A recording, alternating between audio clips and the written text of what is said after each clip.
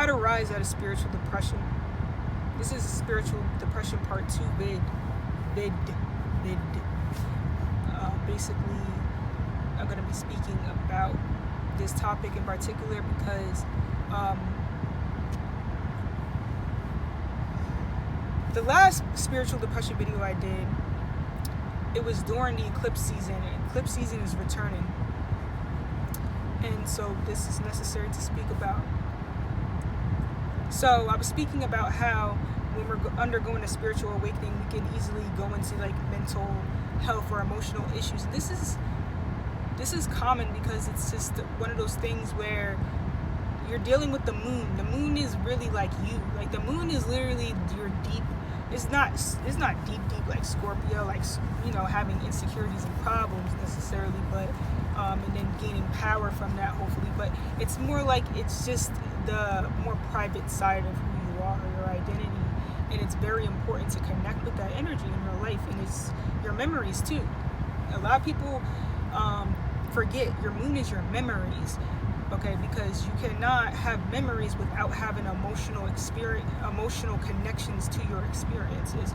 So, with that being said, when you're dealing with the eclipses, you're dealing with either a taking out of your memory or a bringing back the past or something like that for you to deal with, for you to cleanse.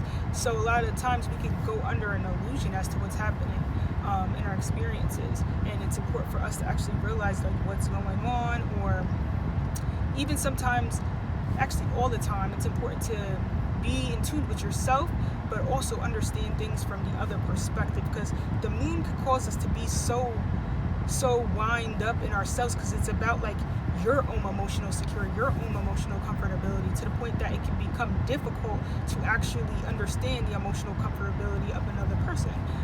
With that being said, the spirit always rises out of depression. The spirit always rises out of depression. Your soul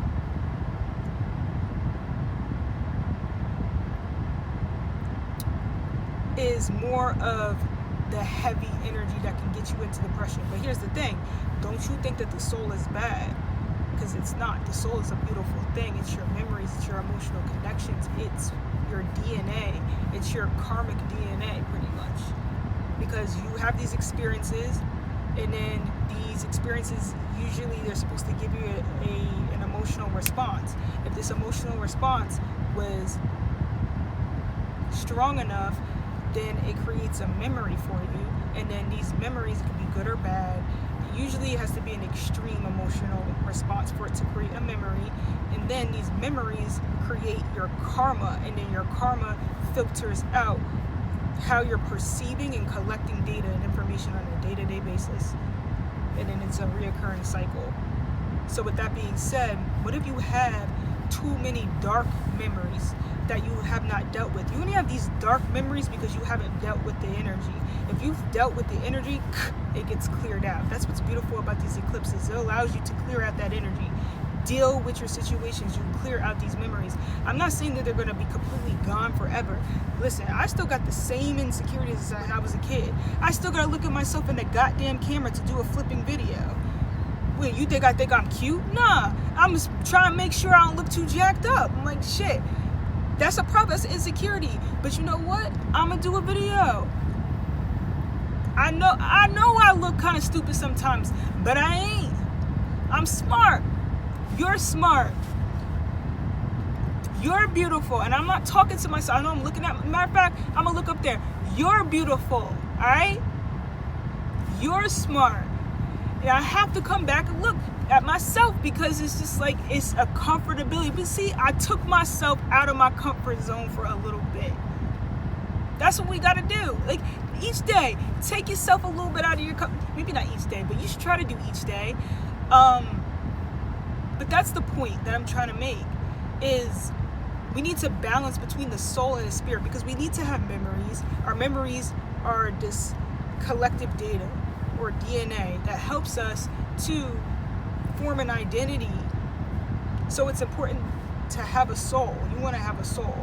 That's why when you don't have memory and stuff, it's kind of evil, right? Don't it feel evil? Like that person don't remember? Like it's weird when you don't have memories anymore, right?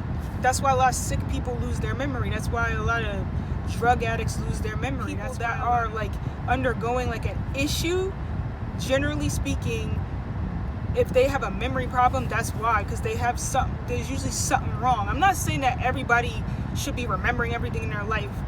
I have extreme memory. Like, I don't know what the frick, but I remember stuff from when I was a little ass kid. Like, clear.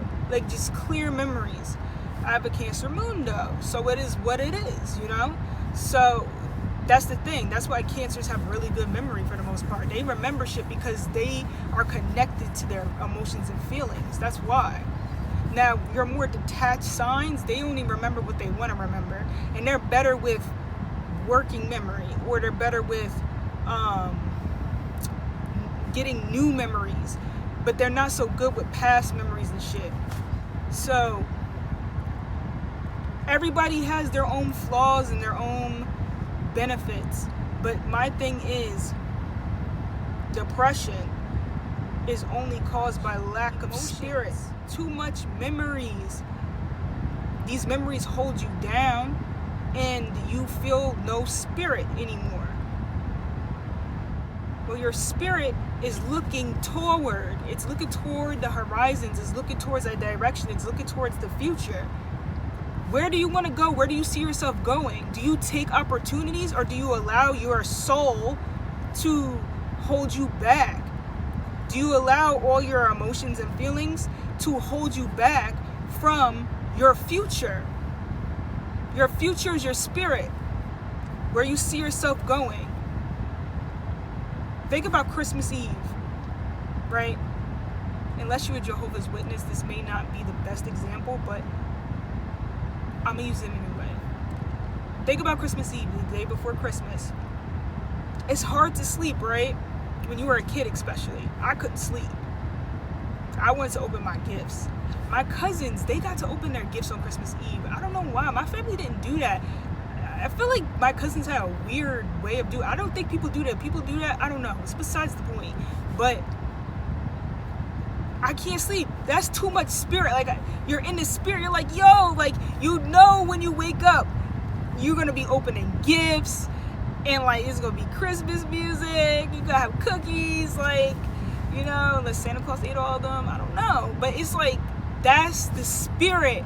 Like, you know how tomorrow's going to be, but you don't. Like, but you know, like, it's going to be something good, something positive, an opportunity.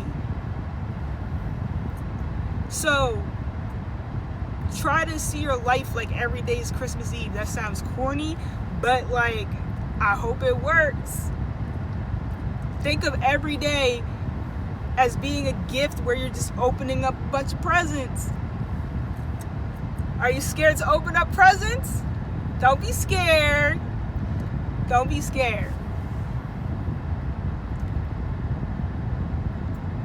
As long as you have a purpose in this life, you are connected to spirit. Start to know what you want to do. You're worth knowing, like, literally what you want to do. You have a purpose. So, what do you want to do? What excites you? What makes you happy? Don't do nothing crazy, though, please. But what excites you? Like, what makes you want to get up in the morning? Like, I'm not really a morning person, so what makes you want to get up in the afternoon? Whatever. Whenever you wake up, you gotta have a purpose. That's your spirit. That's your spirit. You want to feel like you're connected to something. We want to feel helpful. I don't know why people don't want to feel helpful. You want to feel helpful. That's connected to your spirit. To feel helpful, to feel valuable. One of the best ways to feel valuable is to be helpful. These are all things that's going to help build your spirit. The opposition was going to hold you back is remembering situations where you were not good enough.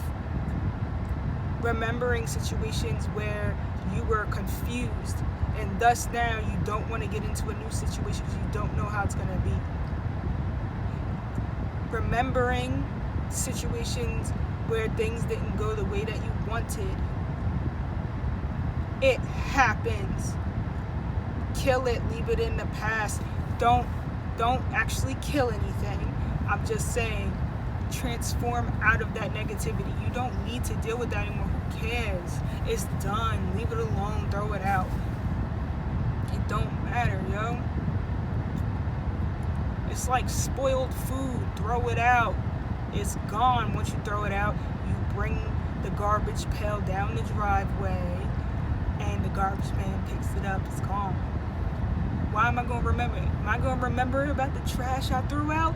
No, I don't remember it.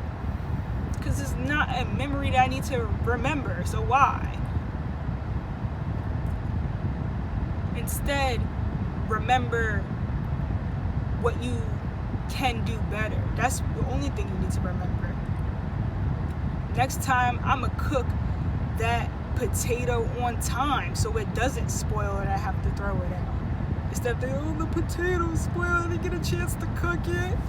Oh my God, and then it started growing this green stuff on it and like I had to throw it out. That's people that hold on too much to the past. That's what you sound like. You sound like how I just sound. Why are you crying over a potato that's spoiled? Every day you crying over a potato that's spoiled. Now you won't buy any more flipping potatoes. You know you want a potato.